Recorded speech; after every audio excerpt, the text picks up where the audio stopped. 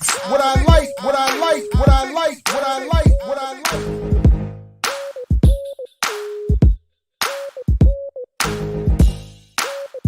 I mix what I like, what I like, what I like, what I like, what I like.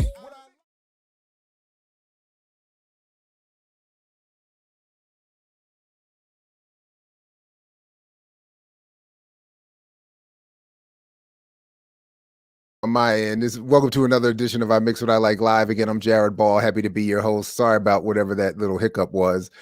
And thank you all for joining us again for another Black Power Media Live.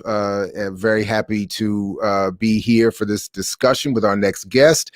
And I just want to quickly go over a couple of things before we bring him up. We want to invite you, of course, to like, share, and subscribe, and consider becoming a member of the channel.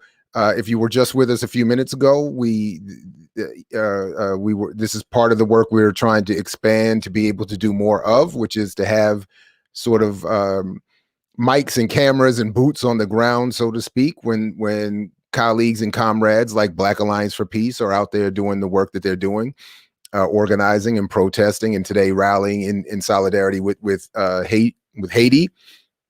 And in defense of not only Haiti and the Haitian people, but I also think of what the Haitian revolution has and continues to mean for the entire African and radical and anti-colonial, anti-imperial, anti-enslavement world and universe. So really appreciate that as well. Let's see, what else real quick. Just lost my train of thought. Doesn't matter, because there's a lot more coming up on the channel. Lukman Nation, the Last Dope Intellectual with Sharice Burden Stelly, of course, Renegade Culture, the Remix Morning Show that's coming in a few weeks. So a lot more, so anyway, stick around. Now, that said, as I was saying earlier,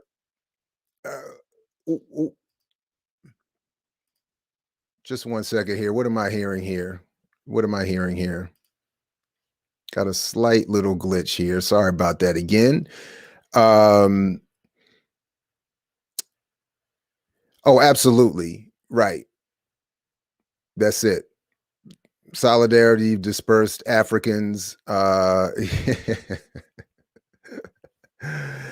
it.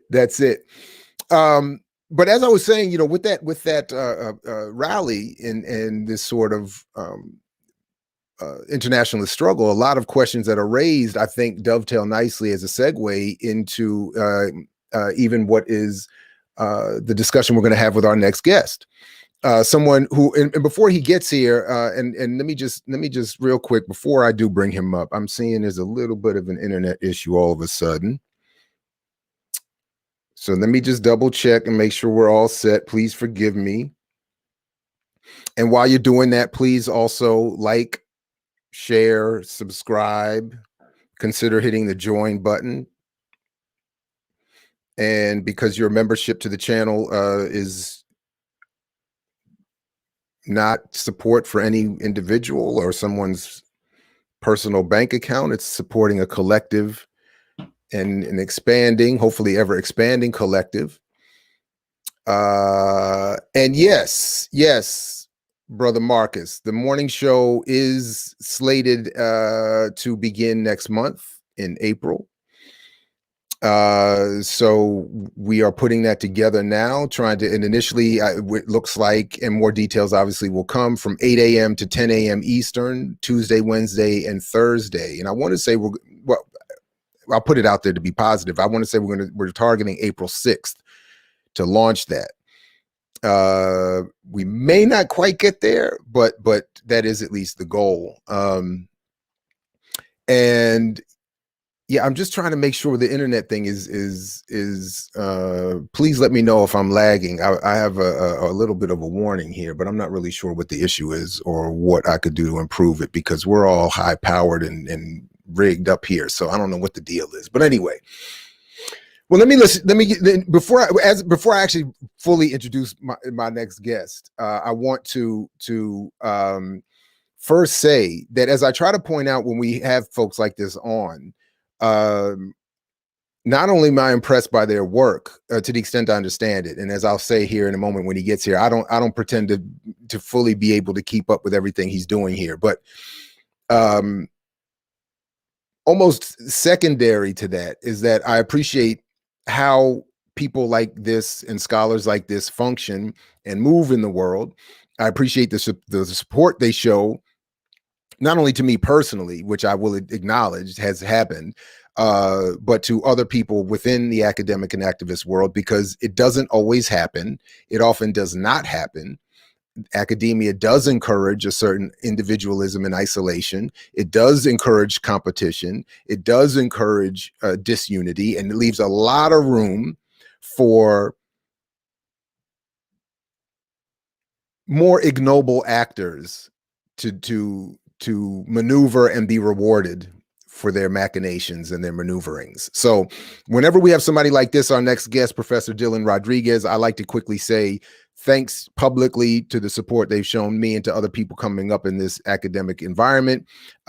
He has reached a stature that he has earned that sometimes encourages people, or it is at least encouraged that there not be a hand reached back for support to others. And Professor Rodríguez is exactly the opposite of that. So as I do see that I don't know what is going on with the internet right now. So I apologize. Yeah, it is grainy and lagging. Yes, I see that. And I'm not entirely sure why, because on my end, everything is set up perfectly and running perfectly. And I admit I'm stalling because I don't want to start the interview when we're in this situation. We just came off a strong stream.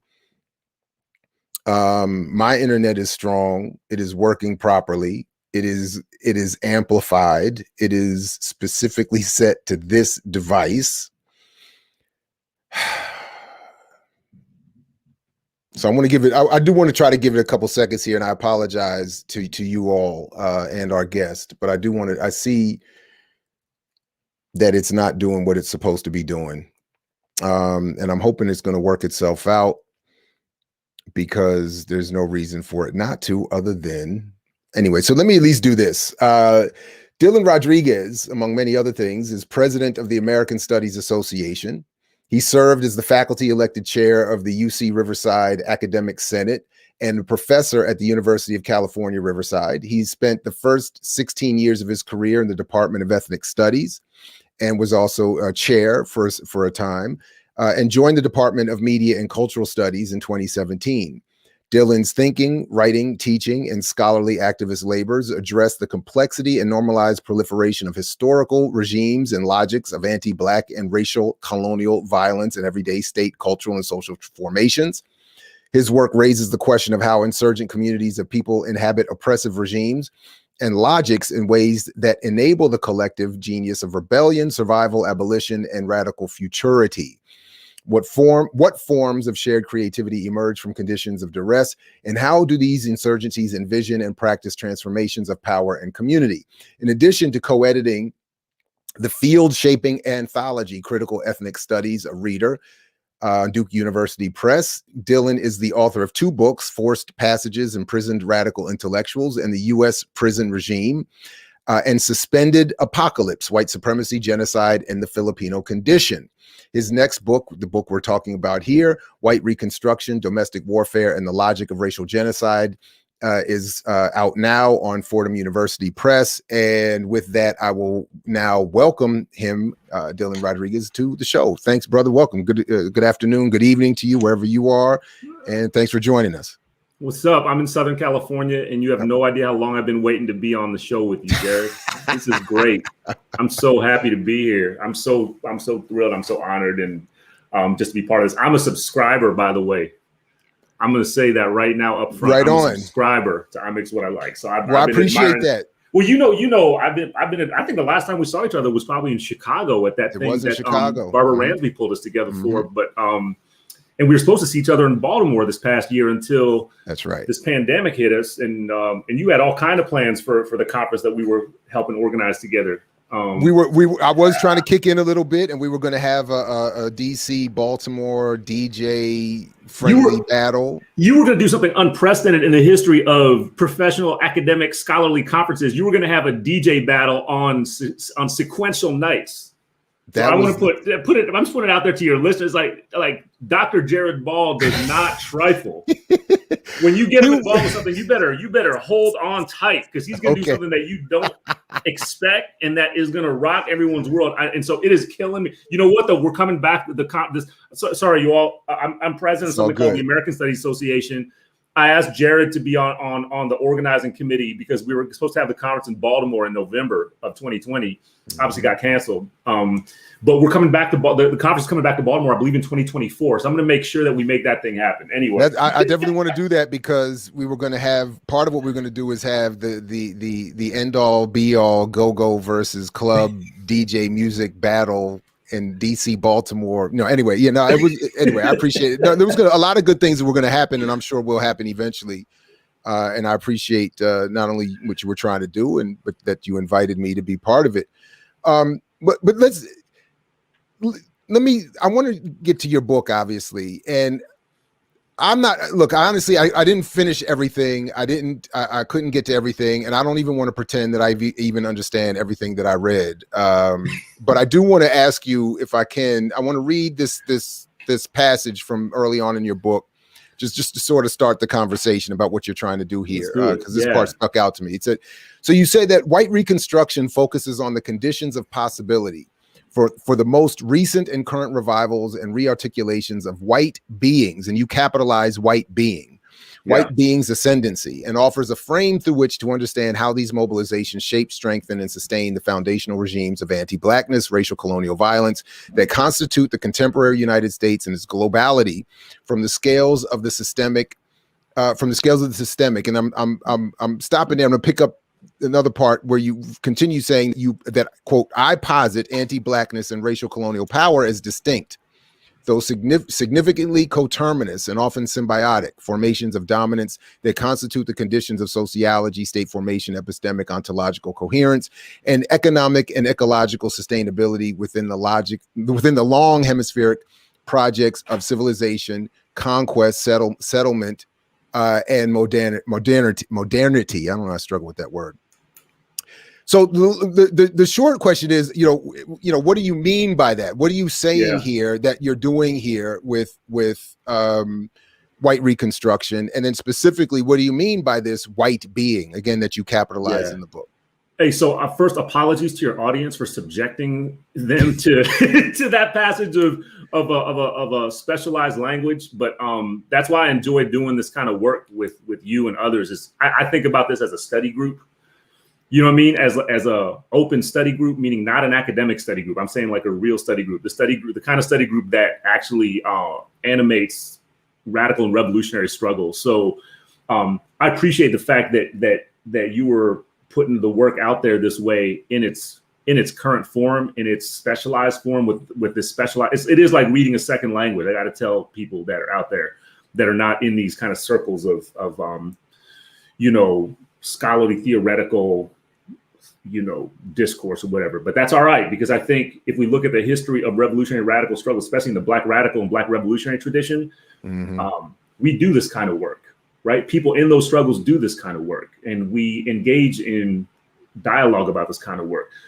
Having said that, I feel like one of my responsibilities as somebody who's accountable to multiple communities of people beyond my profession is to do the work of translation. Angela Davis taught me that, actually. One of my teachers in graduate school, whatnot, and more than that, much more than a teacher, somebody who mentored me, just like Jared and I have Dr. James Turner in common as another person who was much more than a teacher, somebody who was truly like a, kind of a mentor and example, a pedagogical, a kind of standing pedagogical figure for us. So that work of translation is really critical. So what I'll say that I'm trying to do in this book is, number one, I'm trying to respond to a couple simultaneous things that I think are actually dangerous. They're worse than insufficient. They're worse than politically weak. They're actually dangerous. And that is the use of the phrase post-civil rights era which actually still remains pretty common, right? The whole notion of the United States in particular, but not just the U.S. To some extent, this is a kind of global notion that the U.S. and the world are in a post-civil rights, post-apartheid, post-colonial period. I'm interested in trying to challenge all of the assumptions and all of the conclusions that derive from the constant use of that phrase post-civil rights, in the sense that it implies a sense of accomplishment. It implies a sense that particular forms of systemic and normalized asymmetrical violence have ended, that because Jim and Jane Crow apartheid have been nominally and officially abolished by the US state, that the logics of apartheid have somehow also been erased. So on the one hand is that. I think we actually need a different language, which means we need a different politics in addressing the long half century that's followed the nominal end of some of these different regimes of asymmetrical anti-Black racial and colonial violence, including and especially Jim and Jane Crow apartheid. So there's that. The other thing, and I think this is really the kind of motivating force of this book, which took me about 10 years to write, was the rise of the Barack Obama administration, the Obama administration, and the language of post-racialism, right? The notion that, and of course, it was an ambitious moment that quickly faded into obsolescence.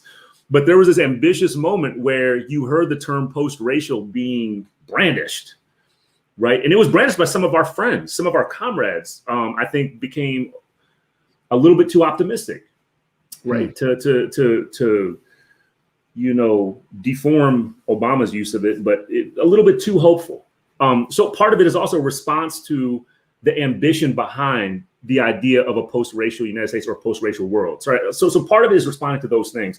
Now, the idea of the book is that white Reconstruction is a logic that persists over historical time. It is not unique to this last half century. It's not unique to 2016 and the rise of the Trump administration. It's not unique to 2008 and the rise of the Obama administration.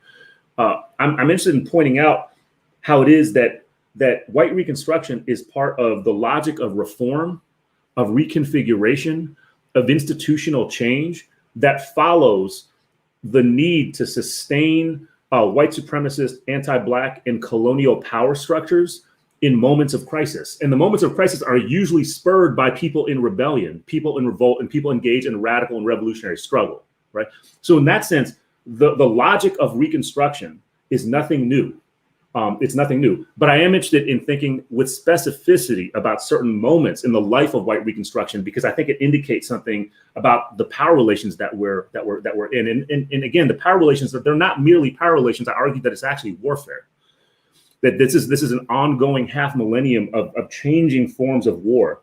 And what I try to point out in this book, in this project, as being specific to this moment is that the way that the logic of white Reconstruction is unfolding, it's not merely a kind of attempt to selectively incorporate particular elements of populations that are targeted by domestic war and are therefore in revolt against domestic war, right? It's not just that. There's also an attempt to solicit domesticated police participation in the institutions of what I call white being, right? And white being is not white people.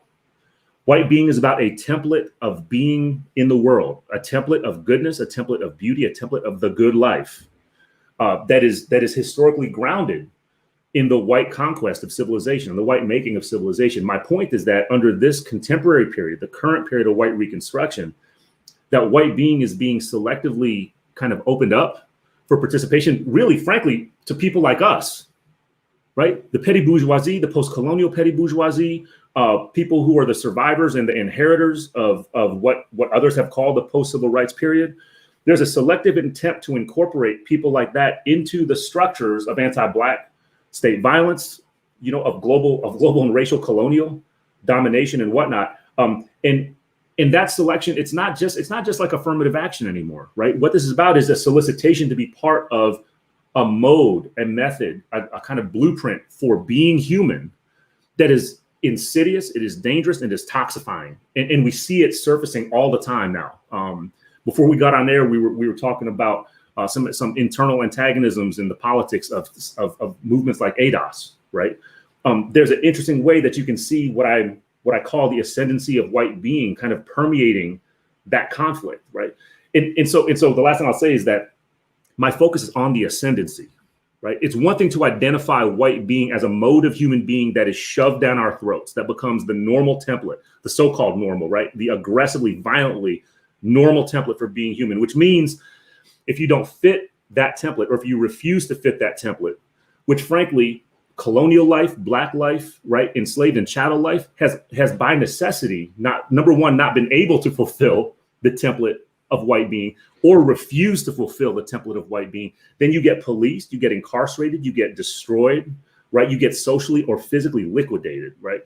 So my focus in this book is on addressing how it is that template of human being, white being, is made ascendant, right? This is something that's beyond just white supremacy, right? White supremacy is one particular way to think about one of the outcomes of white being. It's how is it that this mode of being human is institutionalized and normalized and turned into, everything from aesthetics to the way political economy works, to the way, all the different forms of colonialism have worked. How does this become a kind of aggressive, violent, and war, a kind of ongoing perpetual war making that is pivoted on the ascendancy of white being? That's what I am arguing is the kind of unnamed, under-theorized, under-analyzed object structure that revolutionary and radical and liberation struggle has to take seriously. Otherwise, we keep falling into the same traps.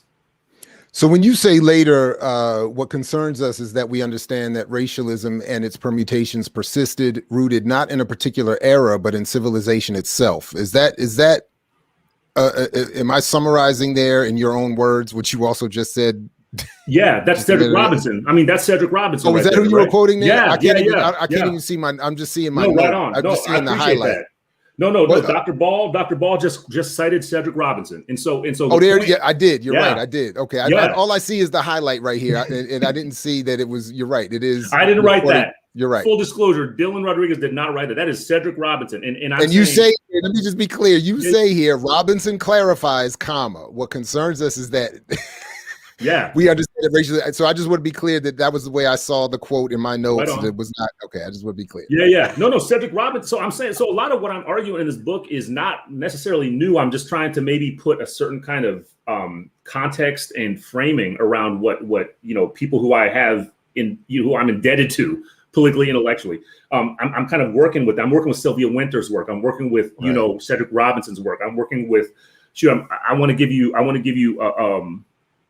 Big props for the work you're doing around Mumia Abu-Jamal's case, right? I'm thinking about Mumia Abu-Jamal's work, and so many other people, But yeah, what I'm getting at is how this logic of Reconstruction is, number one, it's not just that it's insufficient series of reforms like what we're seeing now with the police, right? Mm-hmm. We're seeing now with police all over the world, local, probably right nearby, wherever you are, right? If you're watching, listening to this, there's probably some kind of impetus toward a form, or at least a debate around police reform. They might not be doing it, but they're structuring the debate around whether and how to reform the police, right?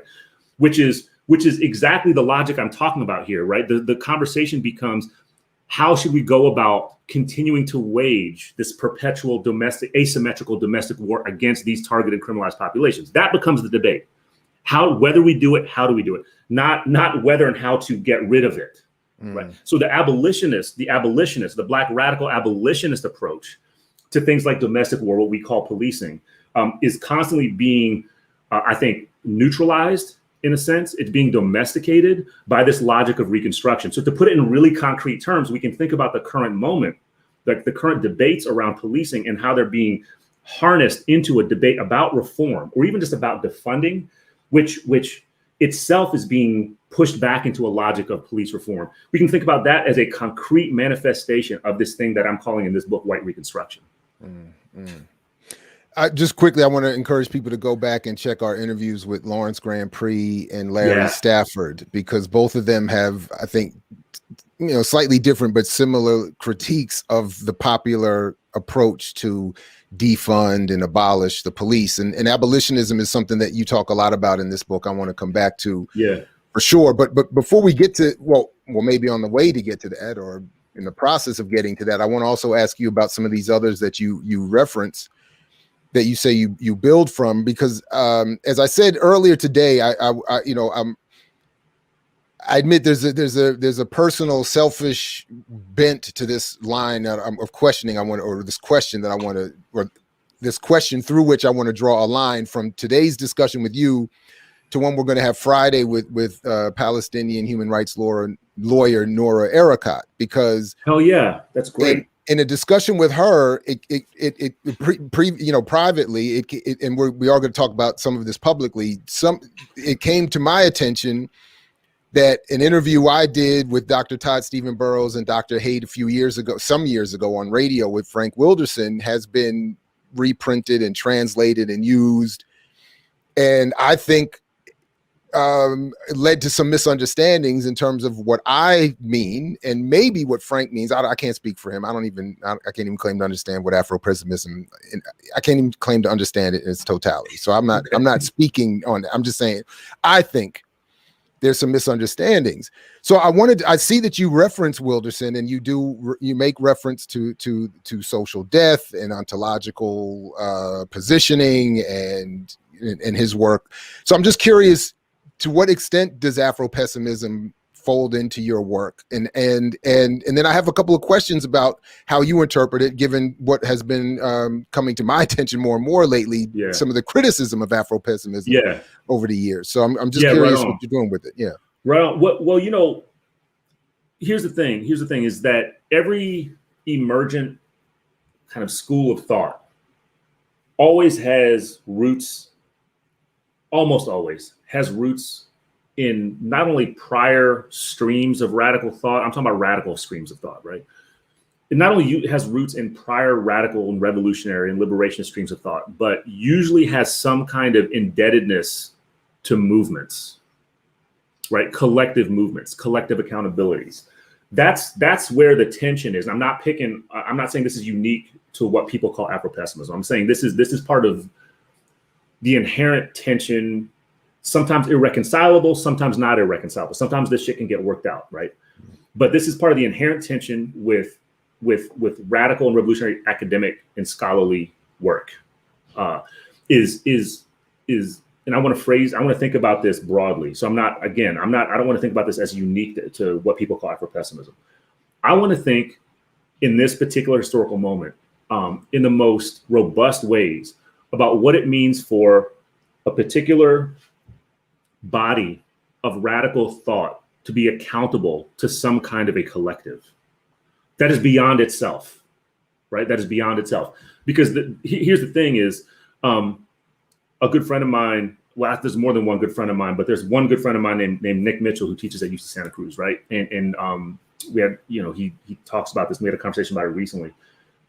Part of the problem I think we run into when we have scholarship as our day job, and we, in publishing this kind of specialized work for particular audiences becomes part of the way we get paid, is we get lulled into this practice where the work of critique, the work of theorization becomes an end within itself, right? And here's what becomes frustrating and dangerous about that is because we like to be smart. I should say we really like to be smart asses, right? But like really sophisticated smart asses, is we come up with these layers of justification as to why it is that it's cool to just sit within these kind of closed circles of theorization and critique and think about that as the end, right? As the end. So I don't think that's the case. I don't think that is the responsibility that people like you and me have to the world, right? To the people, to the collectives, to the movements, right? And to the traditions that we say we are accountable, like that we say we're part of. If we're part of it, we got to be accountable to that, right? So that means to say then that Afro-pessimism, the black radical tradition, black feminism, abolitionist feminism, different forms of anti-colonial thought. I borrow and rely so heavily on these different streams of theorization and analysis, right? So Afro-pessimism is no different than that. And again, like I was in dialogue with Frank Wilderson throughout my graduate school life. We were in grad school at the same time at the same institution. So I love Frank, I do. And I think that there's parts of the analysis and the critique of Afro-pessimism that draw from a longer tradition of Black radicalism that are totally vital, and that I think fuel a radical understanding, and actually like a kind of antagonistic, irreconcilable understanding of what civilization is. Civilization with capital C. Like, I deeply appreciate that. I think that is deeply important.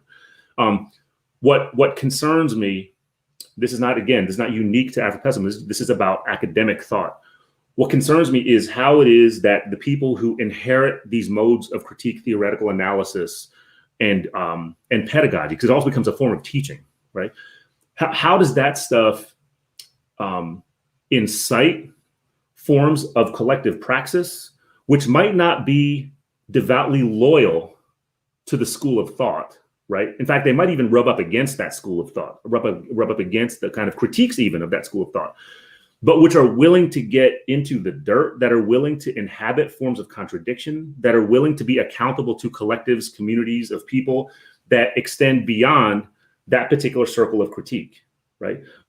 That's, I think, the tension with a lot of academic circles, especially people who identify as academics, which I think we should actively try not to do, right? Because academia, this is what I've been saying over and over again, academia is not actually a place. It's not a building somewhere. It's an ambition. It's an aspiration, and it's not a good one, right? You want to talk about what white being is. White being is inseparable from the thing we call academia. So I think there's actually a need to actively disidentify with modes of teaching, thinking, and writing that are simply academic. I'm not saying that we don't engage in dense and layered analysis and writing all the time. I think that's part of these revolutionary radical traditions. We do that, right?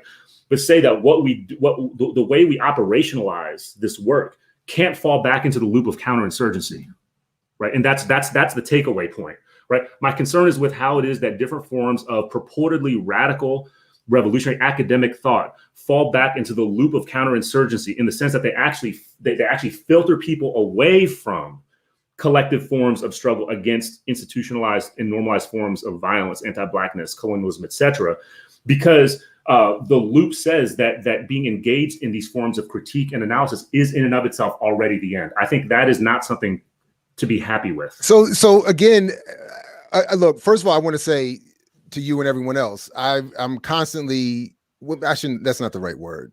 I am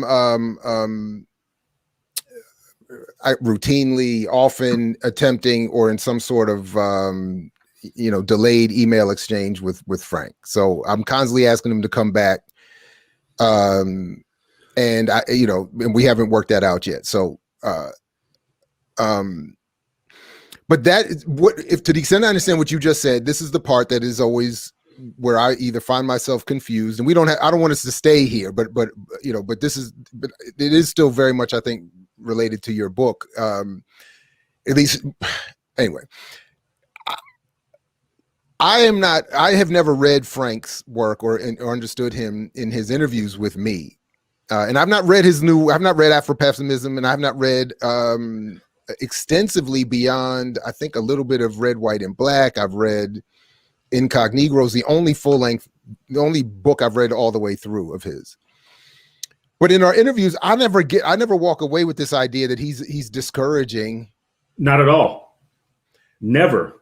Okay, but even what I heard you just say, what I heard you saying that his work is part of what encourages a lack of practice and engagement. But go ahead. All right, go ahead. Yeah, no. So let me put a finer point on this, and this is not unique to anybody. This is not singling Frank out at all. This is part of work that circulates in academic circles. The challenge is with how that shit circulates, how it gets inherited, and whether or not it gets purposed to other kinds of things. Right. And what you see all the time with different forms of academic thought, or stuff that circulates as academic thought, is it becomes the school in and of itself, right? And this is not something that the people who are generating the work for that school would ever encourage. That they will tell you all day that is not what they want. What they want to see is something they want. The impact is something else, you're saying. Yeah, it's the way this stuff gets circulated, and that's part so of that is group. Actually to your point. So and this is what Nora and I are going to at least start our conversation with on Friday, because part of an interview I was involved with Frank has been clipped and recirculated, in which he says something to the effect that because of the rampant anti-Blackness in the histories of Arabs and even Palestinians, once Black people help Palestinians get liberated, and he said we should, we're then going to have to jack them up too, I think was the phrase that is upsetting. That, in other words, to say that we have to deal with them too. Now, and in the interview, I'm agreeing with him. And I'm reading it on the text and I'm saying, wow, that does read as harsh, but I'm also reading that I'm agreeing with him. And what I heard him saying, what I think I was hearing him say, I didn't ever heard it. So my point is, I never took that to mean we're going to go to war with the Palestinians. I took it to mean that there's going to have to be another level of conversations after they get liberated, because there is anti-Blackness in Arab communities and Palestinian communities, as Suhair Ahmed and other Afro-Palestinians continue to remind us of that. So I'm not, anyway, so I wanted to ask you specifically, because as someone who comes, quote unquote, outside the Black community, who writes about anti-Blackness and Black radical traditions, or as Dr. CBS keeps checking me, traditions of radical Blackness. Yeah. When I saw you engaging Wilderson, I don't know, I didn't see you don't, center his work, but I just saw him mention. I wanted to know, so are you then interpreting his work to mean that there can't be Black Asian solidarity or Black Latino solidarity or Black? What I see Frank's work doing among many other people, right? So I want to get off that too. I think Frank would say this, but I think there's a tendency to kind of valorize individuals, like you actually introduced us this way, right? The show this way. There's a tendency to valorize and fixate on individuals because they're fucking brilliant people and shit. Like, you know what I mean? There's like a good reason for that to happen, but I think it's also unhealthy. Right. I think it's unhealthy, and I think it becomes ahistorical in the sense that we start to attribute certain analysis, certain politics, certain ideas to individuals rather than to a stream of work, right? A stream of labor, much of which is generated by people who are not writing books necessarily, who might be, singing songs, writing poetry. I mean, whatever, right? Or just speaking to it in the context of a movement struggle. What I'll say is so important about the work that Frank and others are doing is they're naming anti-Blackness as a perpetual condition of warfare. This is my interpretation of. I was going to say that's definitely how you use it, and I appreciate your application of it. Absolutely. Yeah. So the ontological level, meaning the coming into being, right? The negation of Black being, like that is central to the way the war is formulated. But I'm also concerned with a certain register of anti-Blackness as perpetual warfare. So naming that, right, which is something that long precedes the emergence of Afro-pessimism as a school of thought, right? But Afro-pessimism has a kind of brilliant way of stating it, of framing it. Identifying anti-Blackness as a perpetual state of war that is not unique to white people, all right, but is actually something that proliferates and toxifies multiple peoples, multiple moves, including other so-called oppressed peoples, is a vital analysis, a vital form of politics. And what it does is it actually, that analysis of anti-Blackness as perpetual, toxifying, proliferating warfare that is inherited by different peoples, well beyond colonizing and enslaving white people, is a vital kind of ingredient of any attempt to engage in coalition and solidarity and in liberationist struggle, including counterwar. Right, whatever we call counterwar. If we think about guerrilla war in a really serious way, then we're talking not just about armed struggle. We're talking about warfare at the level of ideology, of ideas, of commitment, of aesthetics, of community, and so forth. So actually, what I think is the thing that gets sometimes marginalized or left behind or preemptively dismissed, maybe even trivialized or caricatured, is the fact that a radical understanding of anti-Blackness as warfare can actually be something that constitutes solidarity rather than preempts or makes it impossible, right? It makes it harder. No shit, right? No shit. It makes it harder. It means that there's a kind of insistence on addressing that dynamic all the fucking time, right? But to the contrary, it should not be the thing that prevents people from doing that work. All right. And again, I understand and I honor the critique that, in so many of those instances, it is the Black folks in the coalition or in the solidarity movement who are constantly paying the fucking price, right? Of coming face to face with the anti-Blackness. And like, that's why I understand why it is that sometimes that shit's just not going to work, right? Sometimes people just got to walk away from it. But I also think if the force of the critique of anti-Blackness is to be taken seriously, and I think, and it clearly is, because it's now everywhere, right? People are changing their language. They're no longer using necessarily the word of just racism or colonialism. They're using the language of anti-Blackness. All right. I was going to say, I see this even in, I shouldn't say even, I see this in this recent, group of Filipino American activists that I just got invited into that's doing work around the police killing of Angelo Quinto up in Antioch in Northern California, right? There's a kind of incipient emerging language around the specificity of anti-Blackness and policing that is kind of making its way into this coalition where shit, man, 5-10 years ago, nowhere would it have been there. The farthest you would have gotten would have been racism, would have been racist police violence. So my point is, if we're taking the force of the analysis and the language and the critique of anti-Blackness seriously, then I think that there's not just a possibility, there's an obligation to have that forceful critique, that forceful analysis be part of what constitutes movements, communities. And, Solidarity Coalition is one form of that, but I'm just thinking about different efforts that people are making to generate grassroots community that is grounded or kind of learning from Black radical, Black revolutionary, and Black liberationist traditions, including queer, trans, and feminist, not including centrally at this moment, centrally queer, trans, and feminist traditions. So that's, but I think that's the tension, because there's a certain way that radical critiques of what is can be inherited by people or kind of consumed by people in a really fucked up neoliberal way as a product. Right, as a product, and not as a way to kind of trouble what they do. It just becomes, shit, I can't fuck with you all, right? The anti-Blackness of that thing over there, I can't. And by the way, I see this happening especially with non-Black people of color who will do this and then not get engaged, right? Not get engaged and not bring the force of the critique to that particular movement and struggle. So, I see this with the Cops Off Campus campaign, which I'm also proudly part of, that's emerged in the last, in the last year or so. It's a police abolition campaign. And there's a real tension there as well, but it's been highly productive, right? It's about kind of producing an abolitionist struggle to actually eliminate police presence with a specific understanding of what anti-Black police terror actually means on college and university campuses. So I think that's where the possibility is. I just want people to embrace that more, because that shit is messy. All right, it's not formulaic. It's not comforting. It can be profoundly antagonistic, right? And some people are going to not like each other. Some people are not going to like the critique. But I'm saying, you look at the history of movements that have actually succeeded in overthrowing oppressive regimes. They were fucking messy. They were messy. They were misogynist. They were sexist, right? They were colonial, right? They were anti-Black in these different ways. So there's no way to get at this kind of pristine modality of being engaged in collective struggle. But my point is that the force of the critique should be constituting what we do, not something that preempts an attempt to do something together with each other. I hope that makes sense, man. I hope that makes sense. I don't know. Listen,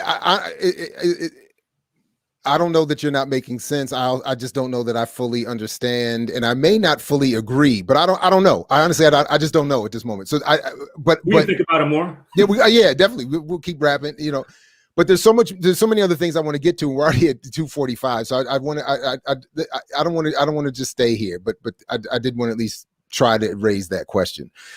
Listen, you mentioned the Filipino community, and it was something that I found interesting seeing come up several times in your book, and in particular, even reference to this 1970 essay, "The Miseducation of the Filipino," which I'd never heard of before. Yeah, and one of the reasons that it piqued my interest so much was because, frankly, that back when I was in grad school, the philosophy of journalism that I took hold to, emancipatory journalism, coined by Hemant Shah, in his article, in his description of its rise as a concept, he centers the anti-colonial struggles of the Philippines, as where this ethic emerges in the 60s, which simply put is just that journalism must be practiced, the media must be produced in the service of anti-colonial struggle by members of those organized efforts. So that was in some.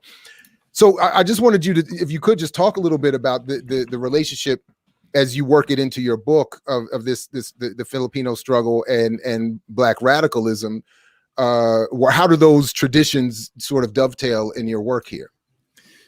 I mean, this is part of thinking about the long historical presence of what is, I think, increasingly acknowledged. I don't know if it's universally, anywhere near universally acknowledged, but I think increasingly acknowledged as a genocidal racial colonial conquest, meaning the U.S. conquest of the Philippines, which lasted at least a dozen or so years, a turn of the right there in between the 19th and 20th centuries, right? But the initial kind of U.S. occupation and conquest of the Philippines was clearly, if you look at the historical archive, it was clearly a genocidal and racial colonial struggle. And it was actually structured in anti-Blackness, by the way, right? So this is part of thinking about the force of the acknowledgement and engagement with anti-Blackness. If we think about how anti-Blackness, as a form of ontological and for that matter, physiological extermination, constitutes how it is that regimes like the United States will actually occupy and conquer non-African peoples, right? But they're actually engaging in that work, structured and fueled by the logics and the discourses, the aesthetics and the language of anti-Blackness. Like you see this all over. I mean, many scholars, Nerissa Balse, I mean, there's a million of my colleagues that I could talk about right now that do this work, but they point. Actually, one of our colleagues that came out of Cornell, Brian Sales, right? Like he writes about this. So folks they see this in the archive, right? But part of what we need to trace then is how it is that moment of racial colonial and again anti-Black colonial genocide in the Philippines, you can't compartmentalize that. You know what I mean? You can't talk about that as just one particular historical period, and then you kind of go on and you become a neo-colony of the United States, and you start talking about that relationship. No, you actually have to kind of sit within the long, protracted impact of what it means to have been engaged in genocidal conflict and genocidal conquest, and then to understand what it means for somebody to write something following the tradition, following the example of Carter G. Woodson, called The Miseducation of the Filipino, right? And again, Carter G. Woodson, as we probably should know, or probably do know, Carter G. Woodson's part of his turn toward becoming the Carter G. Woodson that we now know was because of the role he played in the U.S. colonial administration in the Philippines, right? It was the role he played in the U.S. colonial administration in the Philippines that actually made him into the Carter G. Woodson that then generated what we now know. Run that down real quick. I would like to say I just forgot this, but I don't think I ever knew this. I just have to cop to that. I'm not aware of this particular point of his history. Yeah, Carter G. Woodson run that down for us. Yeah, Carter G. Woodson was. I'd say you could say there's a rough analog to Frantz Fanon here, right? In the way Carter G. Woodson played a particular role in, or the way I should put it differently, in being the way part of the machinery, then turning against that the was machinery. That was the intent. Yeah. That was the intent. Of his kind of incorporation or attempted incorporation into the Philippine administration. But the U.S. colonial administration asked Carter G. Woodson to go to the Philippines as the genocidal conquest was still happening, right? He got there I think right around 1903 is when he got there, right? So at that point, the genocidal conquest, if you follow the archive, the genocidal conquest of the Philippines was still unfolding in different ways. I think what happens is that you see how, and Woodson gets invited to basically establish a colonial school system, right? So he gets invited there, and I think Carter G. Woodson experiences firsthand in real time what I was kind of briefly summarizing a second ago, which is, what was happening in the Philippines the permeating colonial racism and that was structured in anti-Blackness again, right, was not just analogous or similar to, but it was a direct kind of continuum that distended what was happening in the U.S. Jim Crow South, trans-Pacific into the Philippines. I mean, into the Philippines. This is what Woodson was recognizing.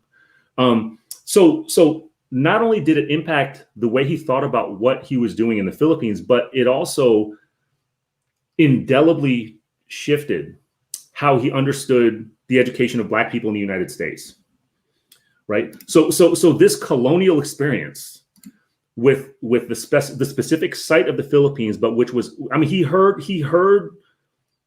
colonial administrators and military folks referring to, Native and indigenous Filipinos with the N-word, right? He heard this like constantly. That word, that other word, the G word, the word gook that we hear all the time, right? A lot of folks don't realize that's something it didn't happen during the Vietnam War. That was during the colonial conquest of the Philippines. That word was created, right? And it was a rough analog to the N-word. Woodson sees all this, and then it's something that so changes how he understands education and the difference between education and schooling within an anti-Black and colonial dynamic that he brings us back to the Philippines. So anyway, so people need to understand that this is part of what's there. And so when we see the essay, the miseducation of the Filipino, it's kind of a coming to full circle of this dynamic. So it also, again, it stretches how we understand these different logics of conquest and logics of anti-Blackness. Yeah. Anyway, yeah, that's deep. It also reminds me of, I think it was in Howard Zinn's The People's History, where he talked about that it was in that conquest that so many Black male soldiers dipped and said they switched sides and started fighting with the Filipinos. Yep, all the time. No, that's and you're talking about the journalistic practice too. Maria Ressa in the Philippines. I mean, her work with Rappler, the news site Rappler. I mean, it's happening now, right? What's happened to the Duterte regime and the repression of Philippine, just basic Philippine press, not even free press, just press, is really deep. And it's all traceable. It's part of this long, extended legacy and how it is that Duterte then inherits some of the modalities of rule, modalities of state domination and whatnot that is exemplified by others, by colonial others. Listen, there are a couple other folks I got to ask you about that pop up in your book here. One of which is Sylvia Winter, and I just wanted you to maybe mention how her work influences yours, or how you what meaning her work has in yours. Just somebody whose work I'm late to over the last maybe 10 years or so. And definitely struggling with in terms of being able to fully appreciate and comprehend. I mean, she's deep. Yeah. But anyway, how does she? What brings her to your work? What did you find of value, and how did you use it? Well, I feel like in a way that I was both on time and then late to reading Winter stuff. I read Winter's work years and years, probably 25 years ago is when I was reading the work, and I came back to it. Maybe 8-9 years ago, actually, because of my younger brother, who's a professor at St. John's. He was finishing his dissertation at USC, American Studies and Ethnicity, and he was doing his dissertation on Sylvia Winter's work. And so I was reading it again. I was like, oh shit, I need to come back to this. I mean, I definitely wouldn't have understood it 25 years ago. Yeah. If I had started then. So it's probably just as well that I started late. Stuff. But you know what though? Here's the thing is that you can find some of, and I recommend this for anybody who wants to get into some of these thinkers, right? Sometimes you can find stuff they do, which is in the form of an interview. Probably the favorite thing that I read from Sylvia Winter. Well, there's a couple things. One is the interview between her and Catherine McKittrick at the beginning of that book that McKittrick and Winter basically co-edited. They compiled a set of essays around Sylvia Winter's work called on the practice of being human. You can read these interviews, and then Sylvia Winter has her own interview with a guy named David Scott back years ago. That's a really good way to get into what people's life work is actually about. Yeah. So the thing I appreciate is, so if you can, y'all can read that, right? That's not hard to find. You can find PDFs of that stuff all over the internet.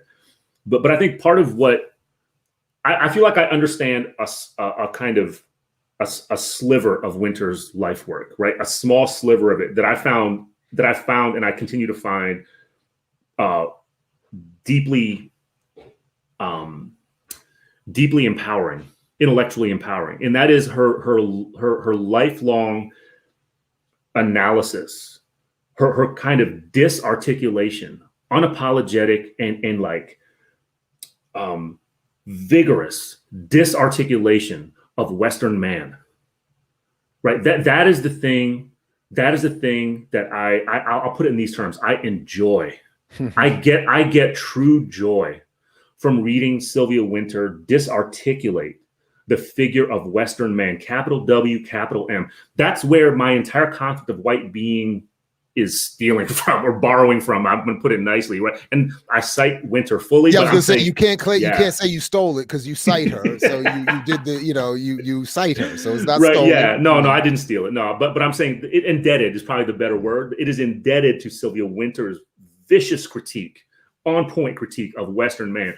And she says the thing that I'm just trying to amplify in my book, which is the project of Western man is the thing that has produced, that has reproduced and perpetuated the global chattel and genocidal conquest, right? It is a half millennium of the rise of Western man in all of its forms that has produced that. And it's not just because of the militarization. It's not just because of the colonial land grab. It's not just because of the chattel transatlantic institution.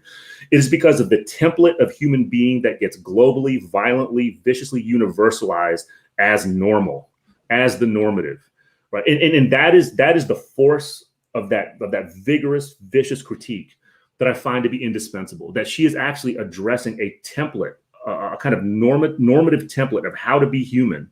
That is the violence. It's not just the thing that justifies violence. That is the violence. If you think about how Winter says the universalization of man, of Western man, is the fundamental violence, that now we're talking. And that's why it's her work that made me, when I use the phrase at all, I always say so-called in front of it, but that her work on saying, this people of color phrase has got to go. White man is not the normal standard of being against which everybody else is to be judged. So I love, anyway, I'm with you on that. A couple more things. I'm not rushing you, but I just want to make sure I run through my list, and then depending on your time, we can make adjustments. I'm here for you. Oh wow! All right, yeah, okay. But another person that figures throughout your work, and by the way, obviously predating this work, because you've always focused a lot on imprisonment, the incarcerated, and political prisoners in particular, but Safia Bukhari shows up here, and you talk about people that make you smile, like make me smile and then want to go get something and get busy. Anyway, it's that dangerous smile that prefigures something good. You know what I mean? Anyway, that's how I feel whenever I hear or see her name. But I specifically wanted to ask, and then you can go beyond this, but I wanted to ask about it this way, because usually I admit when I read people writing about Black bodies, I get uncomfortable and I start to feel like they're going away from radicalism and they're going away from materialism. But you talk about Black bodies and what happens to the, and I don't claim to understand everything, but you, in a way, when I'm reading it, it doesn't, for lack of a better word, bother me in the way that I see it in other people's work. And I'm wondering, with Safia Bukhari's insistence on scientific socialism and material engagement, how does her work, I don't know, how do you, maybe I'm doing too much here, but how do you put those together? What to me is, I often associate, at least, with it's sort of an immaterial focus on the Black body, and then somebody like a Bukhari, who in everything that I've ever read or seen from her is all about, let's get it. You know what? That's the thing. You know what? I think the reason Safia Bukhari's work is so important for me is twofold. One is because I had the pleasure and privilege of meeting her, interacting with her, not long before she passed away unexpectedly and prematurely, right? In the early 2000s. I want to say around 2003 or something like that. And the kind of presence and radical humility, but also radical aggressive commitment to revolution. So it's like those two fucking things are rarely together, right? The radical humility, but also the radical aggressive commitment to revolution. That shit is rarely together in the same human being. All right. So I'll never forget that. That'll impress on me for the rest of my life. So part of it is that, and part of it is her book, The War Before, which is required reading, pretty much for all my classes. You know what I mean? Like The War Before is a text. This is a text that should be read as widely as anything else that is out there if you are interested in Black radical thought, because it exemplifies exactly what I just said. It tracks her through. It's part memoir, it's part polemic, it's part public manifesto, and it's a historical text too, because you can see how her thought changes and her work changes over years. So I think it's such a beautiful thing. You could spend an entire course of study just reading her book. It's usually within arm's reach. I was looking for absolutely. I don't. Yeah, it must be behind something. Yeah, I got my PDF version of it on this computer. I got the paperback over there. It's all marked up and jacked up. I got to get a new copy. But here's the thing about Bukhari is that speaking of this, of the way I hear you talking about certain kind of academic abstractions of the Black body, which they have clearly a kind of an importance and a usefulness for theorizing how discourses of disposability and subjection and negation work, right? So like let's embrace that. But when we think about somebody like Sylvia Bukhari, it's also about embodiment, which is another way of understanding the body. That it's not kind of this alienation or distancing from the body. It's about embodiment, and that's the other thing about Sylvia Bukhari's work and her legacy is that she was about embodiment, and I mean it in this way, in a very concrete way.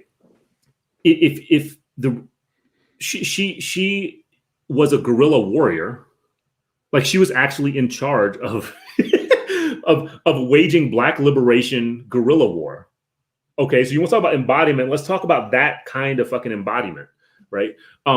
She was a Black womanist, a Black proto-feminist, a Black radical, and a Black revolutionary, all at fucking once. And she would challenge the kind of the liberal feminist tendencies at the same time that she was challenging the sexism and misogyny of men in the movement and even other women in the movement. So Sylvia Bukhari is a student, a teacher, and a warrior all at once, all the time. If you want to think about part of the always emerging and unfolding tradition of Black radicalism and Black revolutionary struggle, that is it, right? It's the notion of being student, teacher, warrior all at once. And by the way, Dr. James Turner, our mentor, he told me the same thing a long time ago when I was leaving that institution that will not be named in upstate New York. Well, I always only talk about the Africana Center. I went to the Africana Center. I don't know what else was going on around there. Man, tell me about it. I was there so much that became my major. You know what I mean? Like I was in Dr. Turner's office so much that I had no choice. But Dr. Turner said it, in a different way. He said, you have to think about, he's talking about people like us and people that are probably listening to this thing. And I'm not necessarily talking about people who have academia or whatever, university is their day job. I'm talking about people who teach and work and think and write. Houston, you got to think about yourself as an intellectual guerrilla fighter. Dr. Turner's words. And I'm like, oh shit, it took me 10 years to understand that he was being fucking literal.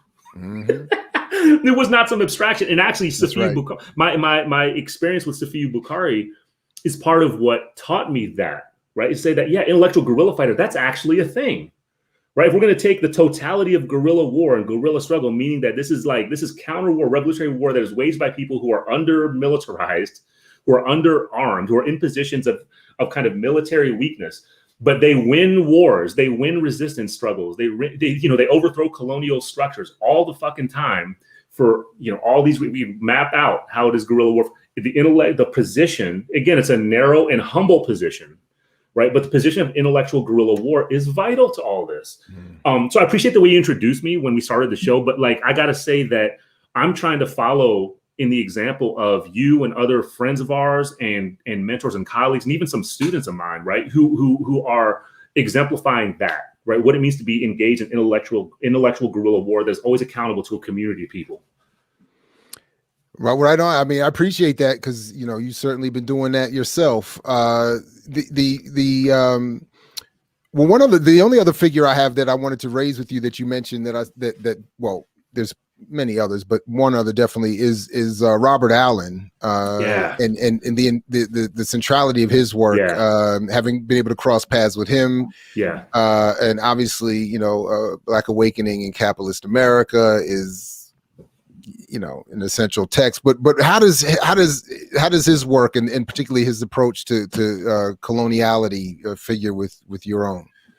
I've said this so many times, and I'm gonna say it again here, that Robert Allen, as far as I'm concerned, is the person who came up with the concept of a nonprofit industrial complex. Yeah. I think I wrote an article that basically was a tribute to Allen's work, in which I named it as the nonprofit industrial complex. And so there's a weird way that I get cited for that all the time. Like, oh yeah, Rodríguez says NP. I say, but I say it over and over again that concept is a direct interpretation of Robert Allen's classic, indispensable book, Black Awakening in Capitalist America. It is a must read. And it's not only because it names the kind of emerging foundational moments of this configuration of state officials, of police, of liberal philanthropic foundations, of think tanks that were literally, I mean, in an extended and relatively open way, were collectively conspiring to figure out how best to repress Black revolutionary struggle in particular, right? But in a broader sense, anti-colonial, counter-capitalist and anti-capitalist struggle and other forms of revolutionary worldwide and localized struggle in and outside the United States. It not only names that, but the other interpretation that I've been pushing lately is what Allen's work does is it actually gives us an understanding of what soft counterinsurgency is. This is domestic counterinsurgency. And I've been saying this frequently also. Folks need to go to the U.S. Army's, or whatever the website is. They need to download that free PDF of the 2006 update of the U.S. Army's field manual on counterinsurgency and read it. Read that shit. It was rewritten in 2006 for the ground war that was going on in the so-called war on terror in Afghanistan, et cetera, right? But you read that book, the U.S. Army's book, Counterinsurgency, and you read that alongside Robert Allen's account in Black Awakening in Capitalist America. And what you realize is this shit is not new, right? The 2006 notion of counterinsurgency being waged on the war to win hearts and minds and to do all this other kind of culturally oriented and politically, I want to say reformist kind of tactics and strategies to kind of exert U.S. authority and legitimacy in the occupation, in the ongoing war in Afghanistan and elsewhere. A lot of those ideas are already reflected in the period that Robert Allen is talking about in the mid to late 1970s into the early 1980s, in which this configuration of state officials. There you go. This configuration. Is this the right one, right? That's the one. Yeah. That's the one. Okay. Yep, that's the one. Take a look, right? You'll see it. That this is what Allen is talking about, is soft counterinsurgency. How is it that you can pick people off who otherwise would be inclined to get engaged in grassroots revolutionary struggle, right? Wow. How do you pick people off and incorporate them into certain forms of academic research initiatives, right? Electoral campaigns, philanthropic foundation, grants and fellowships. So the roots of the Ford Foundation Fellowship for, so-called, I don't know what they call it anymore, right? But it's directed at so-called underrepresented people in the university and college and academic community, right? That's one of the prominent, products of the period of counterinsurgency.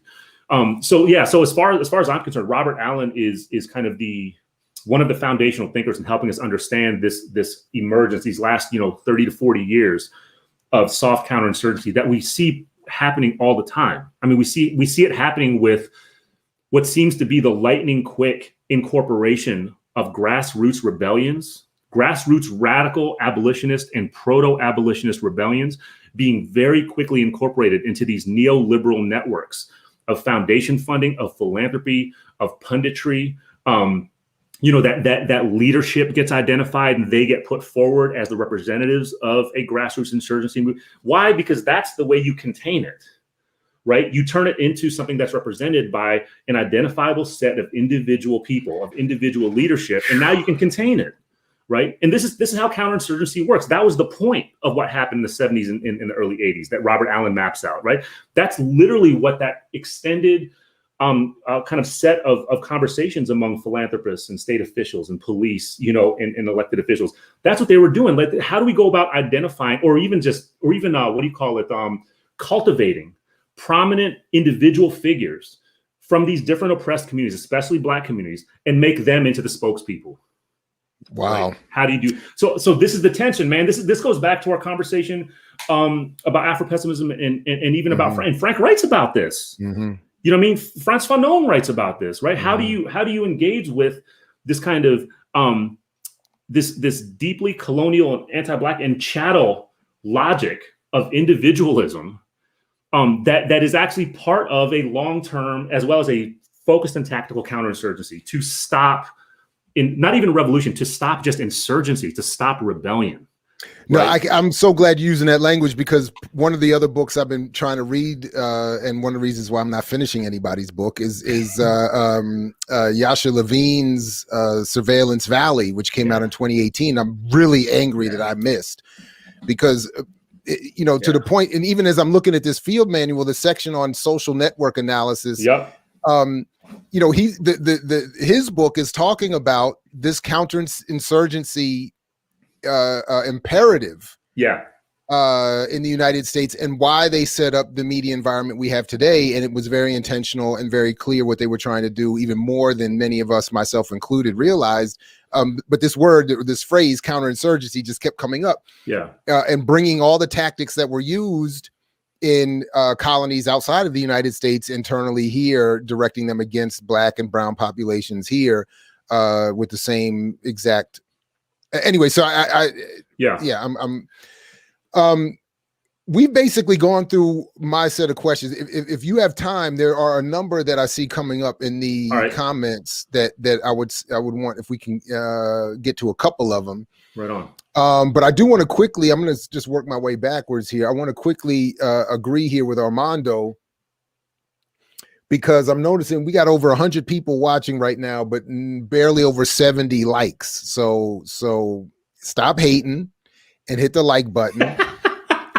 We know you're watching, so hit the like button. And anyway, and I definitely want to thank the folks who have signed up as members during this. You know, so shout out and welcome to Elgin. Hey, there he is. We appreciate that. What's up, Big L? Shout out to Count Caleb, excuse me if I'm mispronouncing that. Well, welcome. We appreciate you. Anyway, so please hit the like button, share, subscribe, join if you can, all of that good stuff. All right, one question I saw here, and then please, if you've asked a question earlier, please resend it if I missed it, or to help me not miss it. Can you talk about your recollection of the Imprisoned Intellectuals Conference at Brown University in the early 2000s? Man, this person sounds the same elsewhere, trying to make me sound old now. No, you've just been important for a long time. That's all. No, you're trying to make me sound old. I'm sitting here trying to believe I'm still young at heart. And you said early 2000s. That's 20 years ago now, yo. It's a minute. Oh, my God. Already. No, Professor Joy James, longtime comrade, longtime radical thinker, convened this Imprisoned Intellectuals Conference in the early 2000s. And this is, you know, not long after Critical Resistance had held its inaugural conference in the Bay Area in 1998, and I was part of the organizing collective that put that together. By which I mean, really, I was a gopher. I sat in the room and listened to people a lot. I licked envelopes back in the day when we used to send envelopes. I was nothing more than a gopher that was eager to learn from elders and other activists. But no, it was. I was at the Africana Center. I constantly signed up to be the driver, to be the. See what I mean? And you get a lot of gems. I got a lot of gems doing that, man. Work. Anyway, you know what? That's where you see. By the way, that's where you see who people are. That's right. Right, when you're in the position of being somebody who is just eager to learn and to help. And I was in these many different organizations I've been in, but especially when I was younger. My struggle was to make myself useful. Right, and so I'd be like, how can I be useful? And oftentimes it was just labor. It was just straight up labor, and that's a great lesson. You know what I mean? Like that, and I'm talking about whether you're 25 or whether you're 65, right? The best way to exemplify commitment to a movement is to offer what little piece of your sustainable, you know, labor you can offer. I'm talking about mundane shit, right? Not stuff that's behind the microphone like we're doing now. I'm talking about mundane shit. So I think the Imprisoned Intellectuals Conference, early 2000s. I mean, this was a convening of people. Safiya Bukhari is probably the most memorable person, but sure, I think Frank was actually there too. There was a few of us. There was a number of us. Yeah, there's a number of us that were there at Brown University, and I just remember, I think it was Brown's president was there, and I believe my understanding is that she was the first Black woman president, possibly in the Ivy Leagues, if not at Brown. And we're sitting there talking about overthrowing the U.S. state. Right. I'm talking about during the opening session where, the university president always comes for the opening session. Right. Everybody does all that shit. Right. And we're sitting there talking about like the histories of Black revolution and Black abolitionist struggle and Black radical struggle.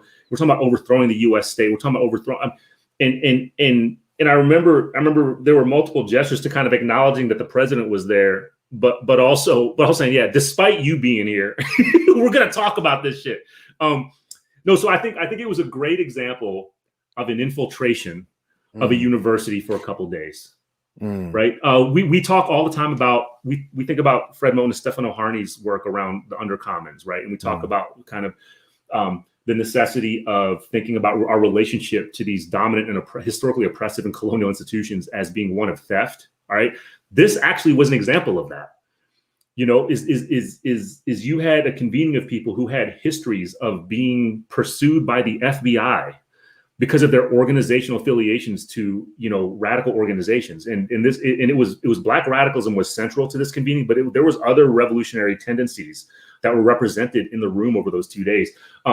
This was an exemplification of that. What that example taught me is that if that can be done at a place like at whatever, an Ivy League university, there's no reason that those of us who have day jobs in colleges and universities should not also be doing what we need to do to force open these semi-autonomous spaces of infiltrated engagement for a period of time, right? For a period of time. And we can do this all the time in our classrooms. It doesn't have to be a big shot, well-funded conference. It can be in our classrooms. It can be in other places. But we have no less of an obligation to do that than, there you go, Ruth Simmons. Thank you for reminding me. Thank you for reminding me, Will.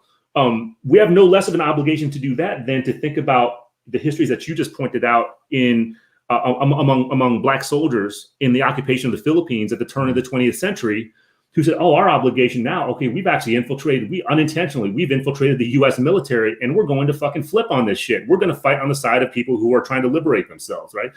So it's to say that these institutions that we have as our day job, it's irresponsible to just give up on trying to struggle within them to generate these spaces of autonomy and generate these spaces of radical disruption, because they have an afterlife. I mean, here we are talking about it 20 years later. I didn't understand how significant it was at the time. I thought it was badass. I loved it, right? But I didn't think that in 2021, I'd still be talking about it, that somebody on a podcast would actually, on a show would ask me about it. So I think we need to proliferate these moments. That's what I'll say. Every time, I always think all the time, and I think about, first of all, how this part was edited out of the PBS version, but is in the Freedom Archives version, and the history that I think is, I have the right there, the Robert and Mabel Williams Negroes with Guns story, that they tell the story of how one of Ho Chi Minh's generals said that he had gotten one of the what was the pamphlet that the newsletter that they produced, that Robert and Mabel Williams produced, in addition to Radio Free Dixie, and he said that it was one of those pamphlets that was about something that had to do with guerrilla warfare. Right. That they said they told Robert and Mabel Williams inspired the Tet Offensive, which turned the tide of the war. So I don't know how true that was, or if they were just being nice, but the idea that you never know the impact of what you're going to do, you never know, what a little conference or even a little broadcast or a little newsletter might mean to some other group of people, and how it will reverberate. So I always remember that story. And I also remember Mabel telling me, don't bring it up on the air when we were doing an interview when she was promoting the PBS special, because they didn't want that version going out. That is PBS. I was like, Dad, that's my favorite part of the story with that. You can bring it up now, though. Now I will. You see me doing it as often as I can. Absolutely. One other question that I do want to raise that we didn't really complete, I think, is that you talk about in your book is talk a little bit more about what your vision of abolition is. When you talk about abolitionism in white Reconstruction, maybe versus how it's discussed popularly, what does for you abolition mean? Yeah, man, I appreciate that. So I probably spend the most time on thinking through it in the epilogue, right? Mm-hmm. But I bring it up constantly, and that's because I'll start with this. As far as I'm concerned, one of the things one of the ways to think about abolition, it's a perpetual method. It's a method. It's a way of doing shit. Everything from thinking to teaching to analyzing to organizing, right? Abolition is a way of doing things. I think most prominently, one of my other teachers and mentors, Ruthie Gilmore, has talked about abolition is about making things and creating things, right? So I'm totally on board with that. I'm basically saying similar thing.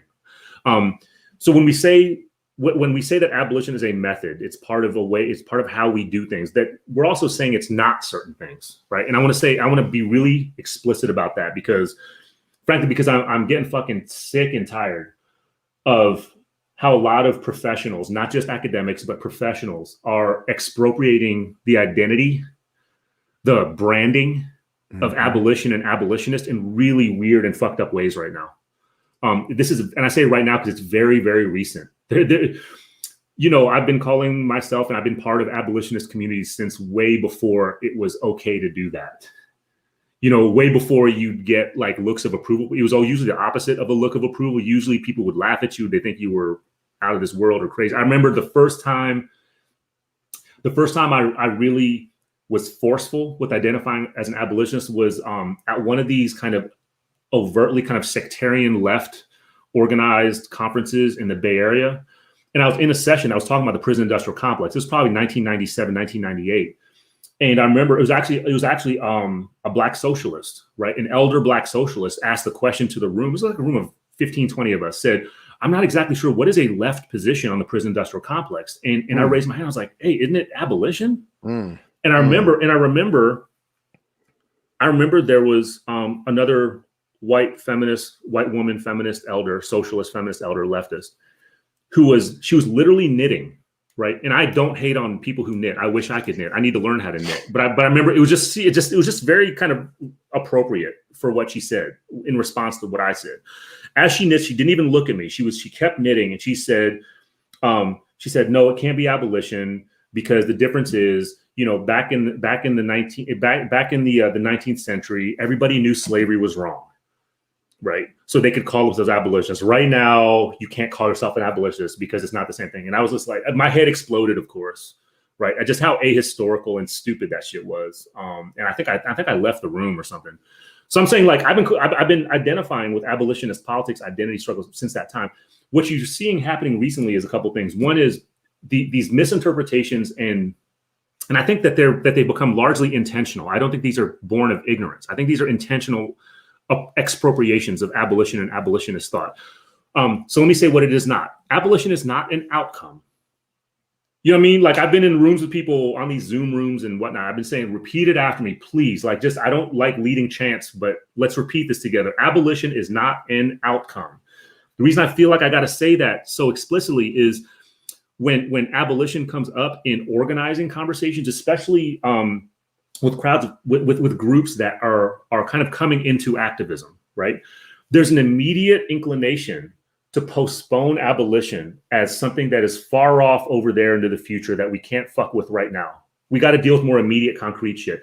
So, like, the phrase I've some version of the phrase I hear all the time is, yeah, abolition is cool, as an eventual goal, right? As an eventual achievement, right? Or an eventual outcome. And I always have to say, no, you got this all twisted. It is not an outcome. It is a way of doing things. It's a method. It's an analysis, a way of organizing. So there's that, right? It's not an outcome. It's a way of doing things. The second thing, and this is something that I want to address to different kinds of professionals, but I think really especially academics, people who identify as academics, especially high profile ones. There's no such thing as an individual abolitionist. All right. Like, there's no such thing as an individual abolitionist. You can brand yourself all you want. You can put it on your fucking Twitter profile as, something that you can conveniently do now. But there's no such thing as an individual abolitionist. And that's to say that I think those of us that are engaged in abolitionist communities and abolitionist struggles, we need to insist on that all the time, and also see it as an opportunity that if we have somebody who says, I'm an abolitionist, and we know they're not connected to a community of people that's going to hold them accountable for calling themselves that, then we with whatever grace we can muster, then we invite them to come into the community, into the organization, whatever collective of people you have that is close, that is nearby, that they probably should be part of. Hey, so-and-so, I saw that, you're down with abolition. So can you hook up with us and help us do this thing over here, right? And on the other hand, call that shit out when the person is just is being cynical about it, right? Or being neoliberal about it. But you see it all the time. And I'll say this, because I want to be graceful and generous about this. I've been really hard in some ways on Michelle Alexander's book, all right, like since it came out, The New Jim Crow, because of what I think it doesn't do, right, in terms of carrying out its analysis that's based on its evidence, and also some misinterpretations, this and that. Now I can do that, and I feel like that's a responsibility that we got to kind of be principled critics of stuff that goes out, especially when it's so widely read and popular. And yet Michelle herself is an excellent example of somebody who has moved her political position because she's been in community and dialogue with people, where now she calls herself I've seen it. She calls herself abolitionist now, whereas she didn't 10 years ago, right? So if you track somebody, and this is again a prominent individual, so in other words, I'm actually saying she's a good example of somebody who's moved toward abolition because she's been in dialogue and community with certain groups of people, right? And then there's many other people who are the opposite of that example, right? Who don't have a connection to communities, or they have no accountability to communities of people who call themselves abolition, who just brand themselves abolitionists. So abolition is not an outcome, right? It is not a brand, right? There's no such thing as an individual abolitionist. Abolition is a creative, collective way of doing things, including analysis, writing, thought, poetry, song, organizing, and whatnot. It is not a political program in the conventional sectarian sense. It can generate political programs, yes, right? But there's not a kind of sectarian line that abolition, constructs that you either are in or out of. It's not that. I don't think that's what it is. I think it is a kind of commitment, accountability, and historical. I want to use the word genealogy, historical inheritance, right? A historical tradition that can and should constitute, right? Create, influence, and change political programs and agendas. So then you can't. So then I'm assuming then you have to have, if bothered is too strong a word, you have to have some sort of reservations around the often chanted "abolish the police" phrase. Then, right? Because that seems to do what you're saying shouldn't happen. It points to a specific outcome. It doesn't point to a specific process I think we should abolish the police. Well, yeah, I get that, but I'm talking about the way but I'm saying, I'm asking if the popular projection of the chant or the phrase, or even with the desired conclusion of abolishing the police, gets to the undercurrent of addressing itself to civilizational change that I think you're pointing to in your book. Yeah. No. But here's the thing: is that what I'm saying about abolition? It's not hostile to campaigns either, right? So I'm, like I said earlier, and I hope you'll post this once you put this put it up on YouTube and all that. But I want to put contact information for people that might be interested in hooking up with their local chapters of the Cops Off Campus campaign. So this is an example. Yeah. This is an example of an abolitionist, of a really specific abolitionist struggle that is tactical, that is right now, that is very concrete, right? But the thing is, it's not premised on the notion that you simply abolish police presence on campuses and that is your end goal, right? That's an immediate end goal. But the idea behind it is that if you can undertake that work, right? If you can do police abolition work in this kind of localized, somewhat kind of militarized and provincialized setting of a college or university campus, what it shows is the possibility for thinking and doing work as an abolitionist, especially somebody who wants to, as a group of people or as a community or as an organization that wants to think radically differently in an abolitionist way about what it means to live safely with each other, right? What it means to live safely with each other without police terror, without the foundational anti-Blackness of police terror, and with a sense of accountability, of real justice, of real mutual aid that will eliminate the conditions for so much of the interpersonal exploitation and violence that we see being bandied around by liberals and conservatives alike as the reason to maintain a police presence, right? I mean, we see it happening all the time in the entire historical text of oppressed communities, right? Is that because folks knew that police weren't there to protect them, these communities were creating their own forms of security and safety with each other. And it's exactly the identification of these grassroots forms of safety and protection and mutual accountability among enslaved communities, colonized communities, communities that were separated off by apartheid. The state recognized those forms and they actively disrupt them. Right. That was part of the key trajectory of repression of organizations like American Indian Movement, Black Panther Party, Brown Berets, Puerto Rican Independentistas, et cetera. Right. Was the state wanted to completely attack and disrupt the modes of mutual aid, accountability, and safety that these organizations were creating within the community, that were obsoleting the police presence. At the same time, they were also actively defending themselves against the police presence. Right. So that's to say then that when we say cops off campus, when we say abolish the police, the responsibility here is to understand that doing that work opens up a whole abolitionist conversation, not just about the police as one institution, but what principles of accountability, of safety, of mutual aid, of self-defense actually are. Right. And if people are serious about abolish the police, those are the conversations that necessarily happen anyways. Because the first shit that comes up when you talk about abolishing the police is what do you do with, and I'm not going to repeat them, but people will say, what do you do with, and they'll say X, Y, Z categories of so-called criminals, right? Dangerous people, right? And they'll say those categories, right? And it almost always ends with some form of a so-called sex offender, And the fact of the matter is, if people really are asking that question, then you can engage in that conversation as an abolitionist and say, all right, well, so then the fundamental problem here, you all right over there? No, we had a major glitch on my end, apparently. You were just gone for a second. I was gone for a second, and then it looked like everybody was gone for a second, but it looks like everybody's back now. So I missed the last, 30 seconds or so of what you were saying. Hey, what I was saying is that when people say abolish the police, it opens up a whole set of conversations about what is necessary to create a condition in which police are not relied on to protect you, right? To create this illusion of safety, which is asymmetrical safety, right? I'm not going to lie. I'm going to say the police are there to protect certain people and certain kinds of institutions. They're just not there to protect everybody. In fact, they're there to declare war on certain people. That's why it's asymmetrical. It's asymmetrical domestic warfare. That's what police are.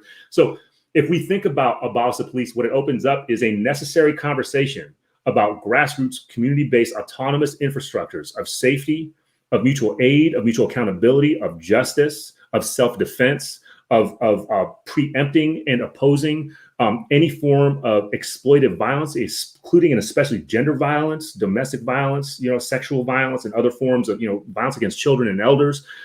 If you are serious about police abolition, then you are also serious about cultivating modes of community and modes of community safety, infrastructures of community safety that do those things, that do those forms of protection. And again, we see this all the time and everywhere. It already exists. That's the thing that pisses me off about university administrations, especially the University of California. They act as if this abolition thing is somehow new, right? That is somehow exotic, right? And unheard of and unreasonable. And then they act as if there's not already existing examples, including examples that are written about by University of California professors employed at their institutions, right? I'm not talking about me. I'm talking about a bunch of other people. No, Elisa Biaria here at UC Riverside is brilliant on this, right? She started that organization, co-founded the organization Survived and Punished, among many other people.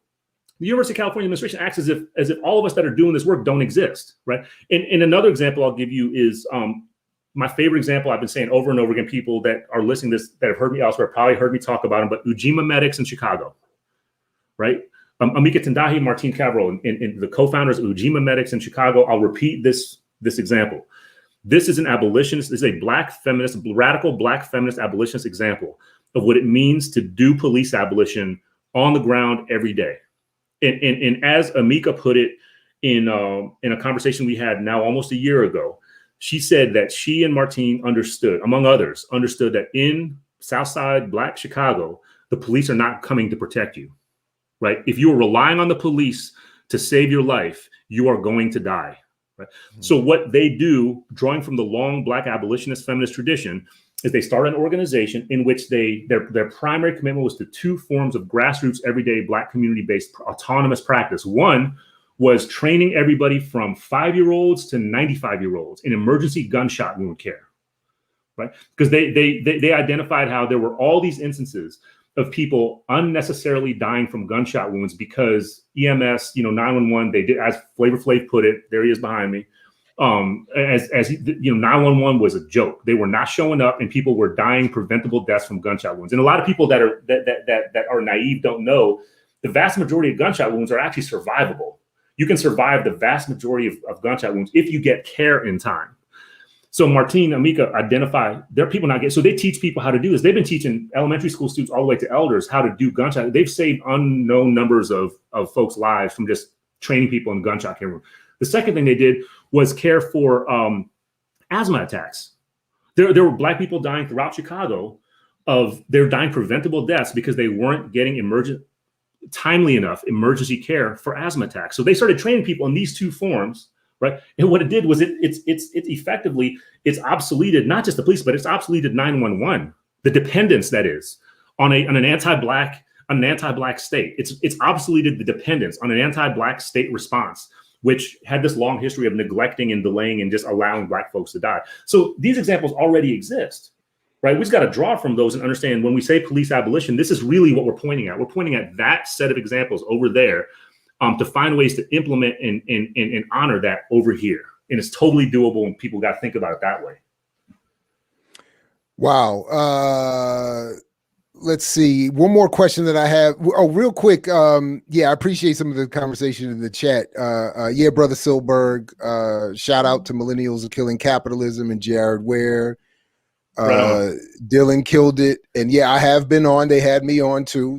That's right. Yep. So I appreciate that. And I'd be down to go on again. Thank you, Jared. I'd be down to go on again always. Hey, we were on In the Black podcast also. You and I both. That's right. You know what? I forgot about that, but I'm just going through some of the chats here. Yeah. Anyway, yeah, by the way, if you should, all of you should be regular subscribers to Millennials Are Killing Capitalism. They have really, I should just go through their whole lineup and interview everybody they interview, because most of everybody they interview, I would want to talk to too. It's really dope. But one other question that came up here, that I'd like you to respond to, and then unfortunately I'm going to have to wrap up, and this will be my fault because now I'm running out of time. But have you spoken to the anti-Blackness among Filipinos towards Black indigenous people of that land? So again, this I guess we could wrap up sort of where we started with the Afro-pessimism piece, and the anti-Blackness in various communities. But has this come up, and what is it? What does it look like? I actually spent some time writing about this in my second book, in that book that's called Suspended Apocalypse. It's trying to think about the long legacy of U.S. conquest in the Philippines. It's in particularly the anti-Blackness of U.S. conquest in the Philippines and how it shapes Filipino racial thought, for lack of a better phrase, right? So the short answer is yes. I'm fundamentally concerned, if not obsessed, with that fact, right? Which is Philippine. I'm not saying Filipino. I'm saying Philippine anti-Blackness. Philippine anti-Blackness is a persistent and pervasive structure that I think is largely introduced by U.S. conquest, and which is a kind of made its way into whatever forms of kind of national thought that you could think of as structuring Philippine ideology. So yeah, the anti-Blackness around particularly the Aita people, the Aita indigenous people, they're Black. First of all, they're Black. They're not African, but they're Black. I'm talking about phenotypically in terms of, to follow Fanon, right? They're a kind of epidermalized Blackness in the Philippines.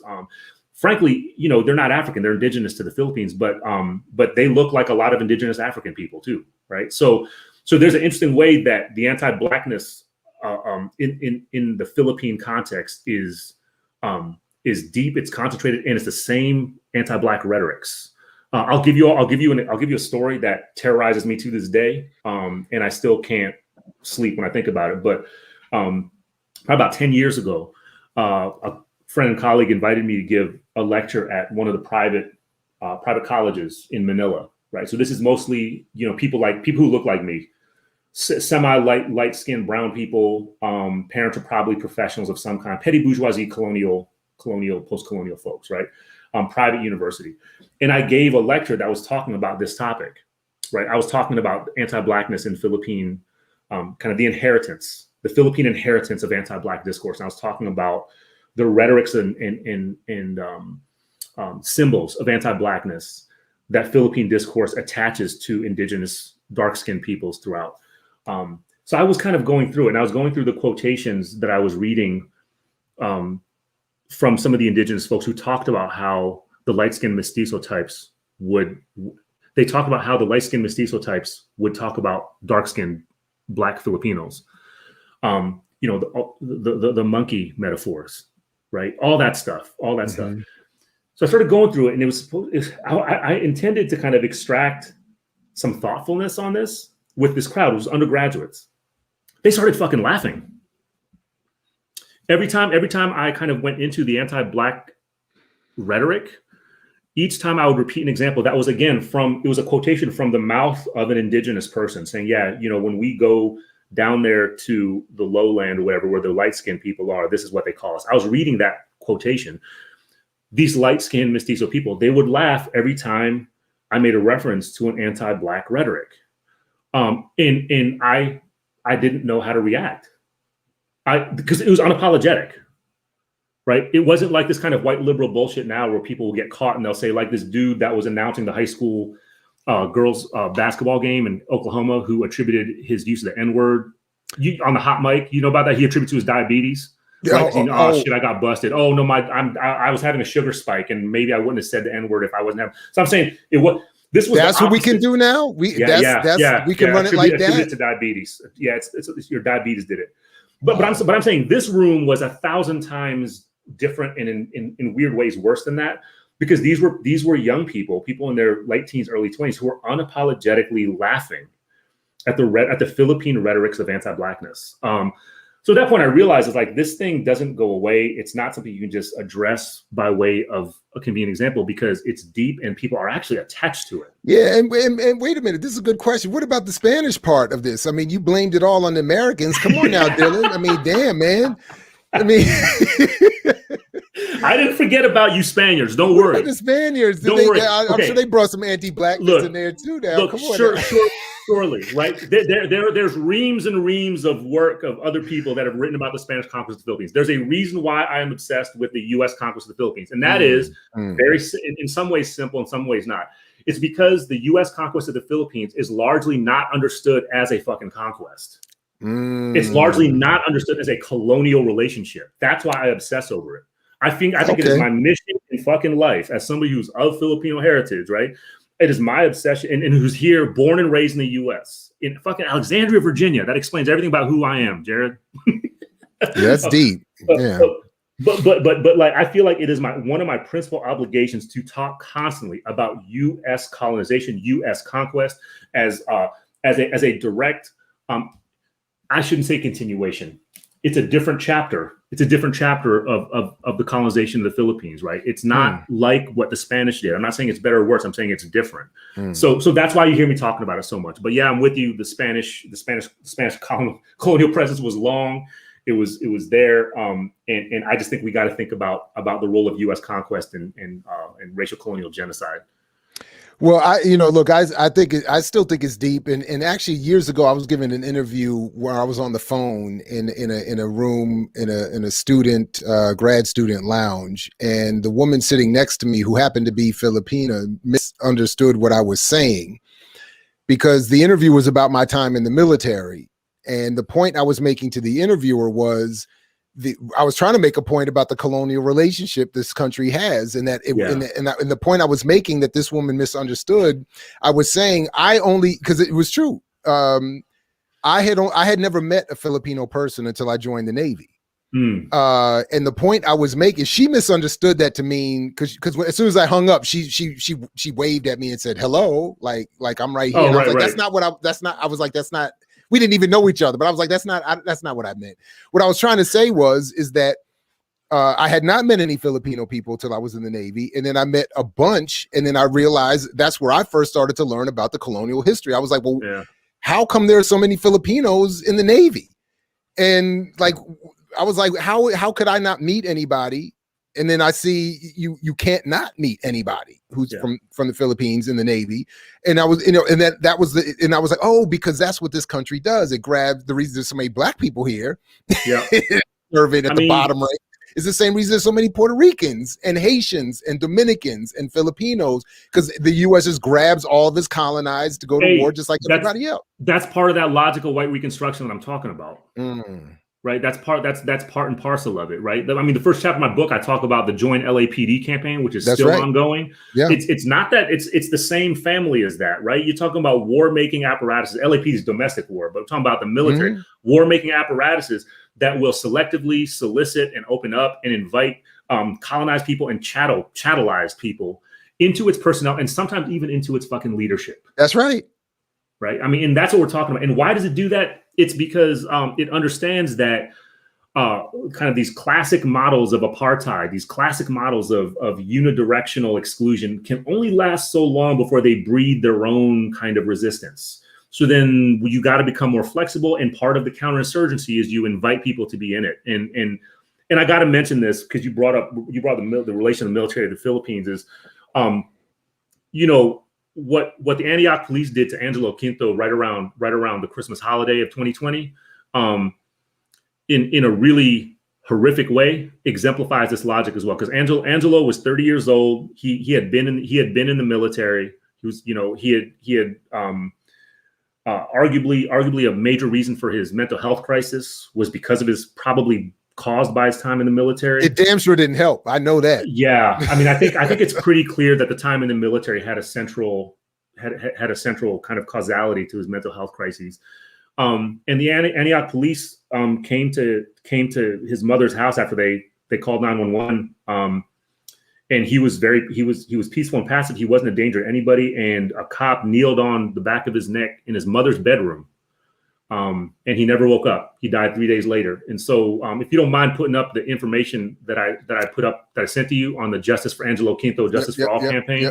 The reason I bring it up is because I think there's a certain moment in honoring Angelo Quinto's life and also in thinking about what caused him to what caused his death that poses an opportunity. I don't want to call it opportunity. It poses a possibility for Filipino people call themselves Filipino American. I never call myself Filipino American, but for Filipino organizations and activists to get much more rigorously and deeply into relation with ongoing and particularly Black radical led movements against police violence, especially fatal and anti-Black police violence. That the first thing the first way in which I heard about what happened to Angelo Quinto was that people called it the George Floyd. It was the George Floyd hold, or it wasn't really a hold, right? It was because it was a similar posture that the cop took on Angelo Quinto's back as what they did to George Floyd. So I think that this has to be much more than just a symbolic or opportunistic gesture of solidarity, or I don't know if solidarity is even the word, right? Gesture of affinity and community with Black folks and organizations that are struggling against ongoing anti-Black police violence. I think this has got to be more than that for those of us that are in different Filipino communities, right? We have to understand the continuity, as well as the differences and contradictions between these places and these happenings. But I just think it would be a mistake to think about this as a unique situation, what happened to Angelo. I think we have to honor Angelo and his family and his loved ones and survivors by pushing ourselves, especially people in Filipino activist organizations, pushing ourselves to become more familiar with Black radical and abolitionist positions and organizing against police violence. Well, I just added that and Thank you. To not only the video here, but to the description in the video that will go up. Well, that's there now. So people, as soon as they refresh this video, including the one we didn't talk about, or maybe I don't think you did. Kijana Tashiri Ascari. You have a support for this campaign as well. Right on. So Kijana Tashiri Ascari, as he writes it, his slave name is Marcus Harrison. He's somebody I've known for almost 25 years. I've known him since he was in the security housing unit in Pelican Bay. He's somebody who's a social prisoner, makes no bones about it. He became educated, politicized during his time in prison, during his time incarcerated. He's started something called the W.L. Nolan Mentorship Program. If any of you are familiar with W.L. Nolan, he's a key figure in Black radicals and Black revolutionary struggle. They shot him down in the yard, man. Yes, they did. I mean, there's multiple generations of people who are currently formerly incarcerated in California and elsewhere who talk about W.L. Nolan in the same revering tones. They talk about people like George Jackson. They talk about people like Assata Shakur and so forth. So Tashiri is somebody I've known for a long time, and he's coming up for parole. I would be deeply indebted and thankful to people that are reading or watching or listening to this if they would click on that link and consider just sending a template letter of support for his parole. He's overdue for parole. And all the materials are there. Y'all can just take 5 minutes of your time to send a letter forward to support his. And there's a lot more information about Tashiri's work. He's a prolific writer. My first book, I included his writing, his essays, and actually some of his artwork as well in my first book. He's exactly the kind of person that we have to think about alongside figures like Mumia Abu-Jamal, right? Mumia Abu-Jamal is a classic political prisoner, right? A classic prisoner of domestic anti-Black war. And Tashiri is part of the spectrum of folks who is not a classically defined political prisoner, but arguably is being denied parole repeatedly because he has taken it on himself to educate his incarcerated comrades toward notions of autonomy, of radical dignity, of political. He does all forms of political education and whatnot. So we got to think about socially incarcerated people who become politicized, who become organizers and mentors for their incarcerated comrades. We have to think about them in the same kind of continuum as political prisoners like Mumia Abu-Jamal. So yeah, given that you just did a show on Mumia not that long, just 5 days ago, I think it was, I wanted to bring up Tashiri's case and see if people would be willing to just jump in and push him for push his parole case forward. So I appreciate that. No, absolutely. And I put the link in the description also so people can follow up on that. Listen, man, Dylan Rodríguez, man, I really appreciate your work for a long time. Obviously, this is long overdue, and I hope one of many more conversations to come, because I do intend to continue reading your book, and then I'll have many more questions. You say jump, I say how high, man, through whom, and I say through whom. I like that answer. But listen to this guy. But look, again, I appreciate everything. Please, everybody, check out this book, White Reconstruction. By the way, how did you get the cover art? Where does that come from? Looked like a burnt piece of paper. What was going on? I burned a piece of paper. Okay, I'll tell you the inspiration for the cover. All right. Yeah. It's two completely bizarre things. One is Jabberwockies. You ever see Jabberwockies, the dance troupe? It's that's right. Yeah. Predominantly Filipino. That's right. Hip hop crew. Their t-shirts break up the word Jabberwockies into three kind of like weirdly staccato syllables, right? That's It's like partly that. So it's partly inspired by that, and partly inspired by Donald Trump's dumbass when he had his Sharpie out rewriting that map when the hurricanes came, right? All right, so yeah, so there was that particular moment when I was like, I'm gonna do a cover so I wrote it on a piece of paper, crumpled it up, and burned it, and took a picture of it, and that's where the cover came from. Okay. It's my front. It's right outside my driveway in front of my house. Right on. All right, yeah. So there it is, everybody. Now you got the background to this cover here. Domestic warfare and the logics of genocide, white reconstruction. Hey man, thank you very much again for coming through, man. Really appreciate it. And peace to you, man, because we know you're willing to fight for it. Thank you. And I'm gonna post my social media contact if people out there want to reach out to me, and if they get sick of reading this fucking book and they just want to talk to me about it, like hit me up. I'm gonna put it up in the chat and whatnot. And definitely do that, and I'll tag it and we'll link to it as well. I'll put it up here real quick. Or if you're putting it in the chat, we'll make sure people can find it. And then I definitely also want to encourage people that if you're not sick of hearing him, haven't already, make sure you check out honestly, the only other interview I've heard you do on this book was with Millennials Are Killing Capitalism. So I don't know. I'm sure you've done others that were just as good. I recently talked to In the Black as That's well. right. In the Black. That's right. Yeah. I had not heard that one, but that's right. So here's Dylan's social. Hey, there's another one called This Is Revolution. There's another pod called This Is Revolution by Jason Miles, based up there in Oakland. There's been a few. Okay, right on. Right on. But the conversations always go way beyond the book, which I actually appreciate, because the book's just that's book. right. Like let's talk. So hey, so you invite me, Jared. You invite me anytime, and I'm here. Anytime you want to have me. It's like I'm eager to be on with you. All right. Well, you heard it, everybody. So we will make that happen. But at least for now, man. Thanks again, man. I appreciate you, man. Take good care, Dylan. Appreciate you. Thank you all. Peace, everybody. So listen, just real quick before we wrap up, I want to thank again Professor Rodríguez and all the people who came through and checked us out and made another lively chat.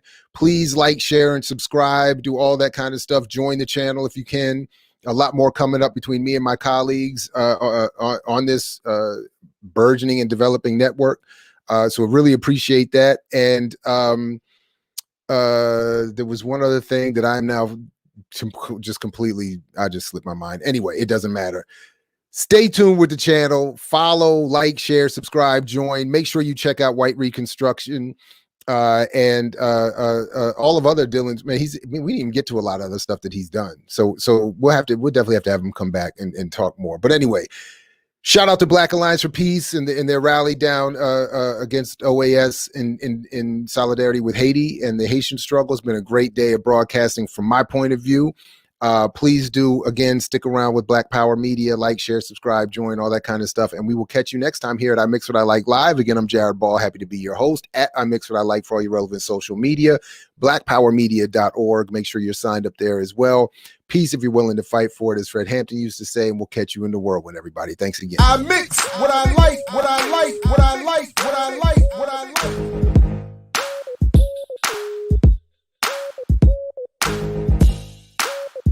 I mix what I like, what I like, what I like, what I like.